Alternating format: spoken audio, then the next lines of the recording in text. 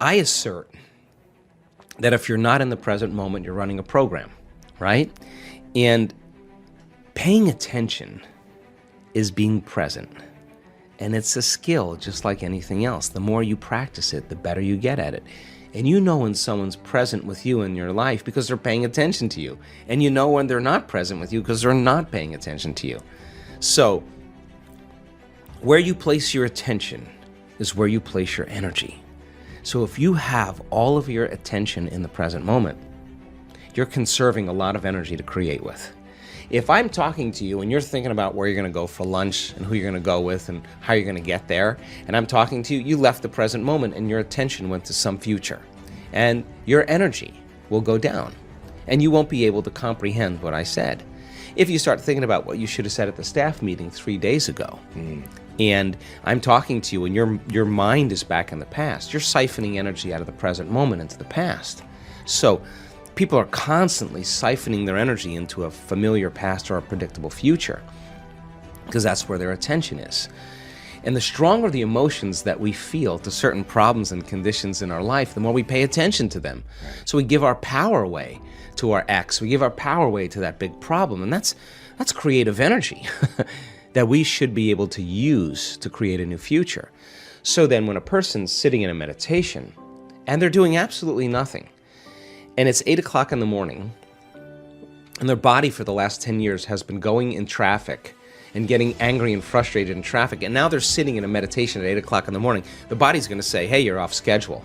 I'm used to suffering and getting angry here. Yeah. So the body's going to start looking for that emotion, and it's going to start influencing the mind, and you're going to start getting images and memories just so you could feel that emotion. Like now the person's back in the past. But if they become aware that they're siphoning energy out of the present moment into the past, and they settle the body back down into the present moment, that's a victory.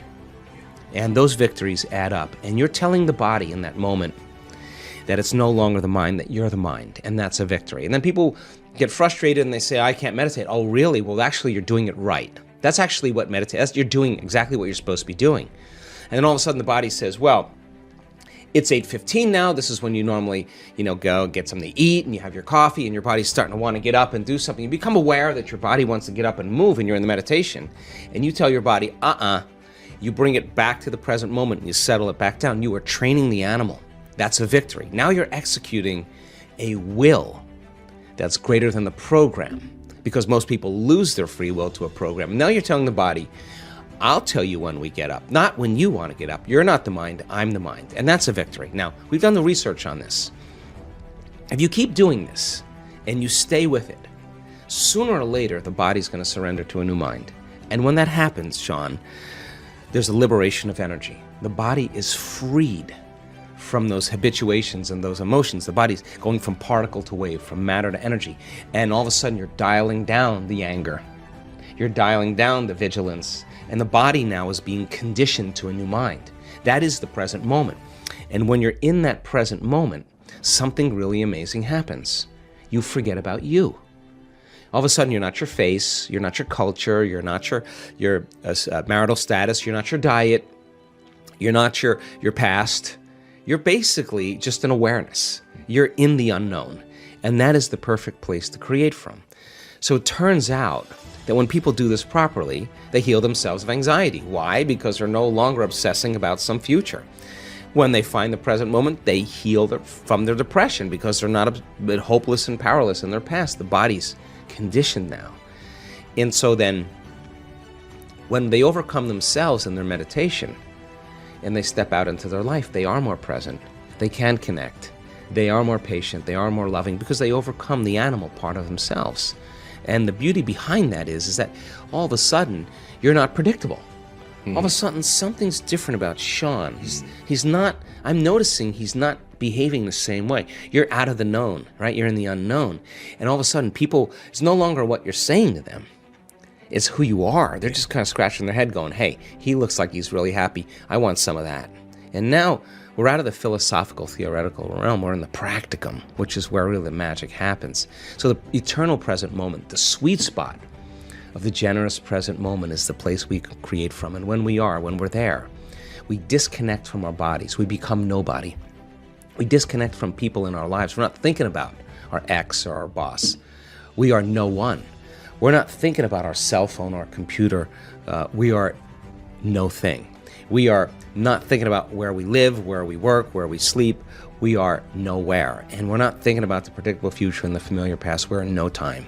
And when you're disconnecting or dissociating from everything known, you're in the unknown, and that's where the magic happens. So if you're sitting in your meditation and your brain is going, you can't quit, it's too hard, you're becoming familiar with those thoughts, that's a meditation. There's no such thing as a bad meditation. There's just overcoming yourself. You're sitting there and your body wants to get up and do things and check your email and check your texts, and you become aware that it's doing that, and you become familiar with that, you're in a meditation.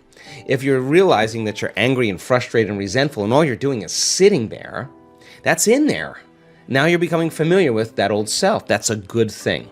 And if you start saying, what thoughts do I want to fire and wire in my brain, and you keep firing and wiring them, you're going to become familiar with those.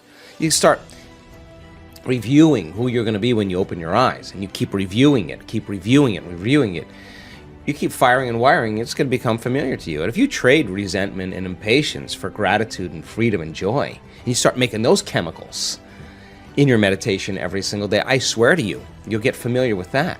So the process of change is unlearning and relearning. It is breaking the habit of the old self and reinventing a new self. And we use meditation as a way to change our brain and body to be different, be greater than the environment, be greater than our emotions and habits, and be greater than the predictable future and the familiar past. So meditation is a way then to get us in the right state of mind and body. So when we present ourselves to the world, we're a better expression of it. And then practicing and staying aware your entire day so that you can actually master something about yourself. Now, what's the side effect of that?